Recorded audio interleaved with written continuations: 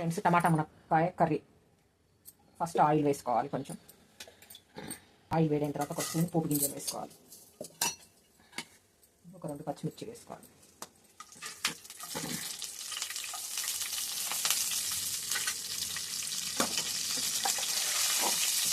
ఉల్లిపాయలు,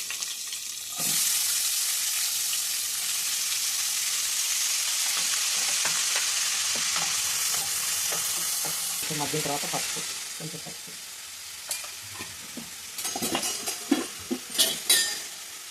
ఒక స్పూన్ అల్లం వెల్లిపాయ పేస్ట్,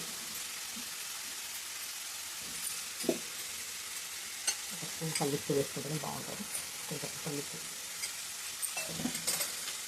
మునక్కాయలు కూడా నూనెలో మగ్గితే బాగుంటుంది కూడా. ఇవన్నీ వేసి కలిపి ఆయిల్లో మునక్కాయలు మంచిగా మగ్గిన తర్వాత టమాటాలు వేసుకోవాలి.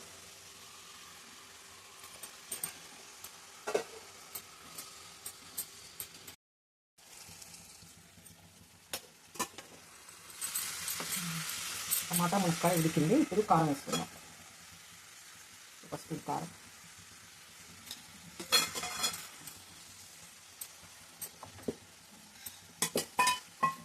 ఒక ½ టేబుల్ స్పూన్ జీలకర్ర ధనియాల పొడి, ½ టేబుల్ స్పూన్ గరం మసాలా, కొంచెం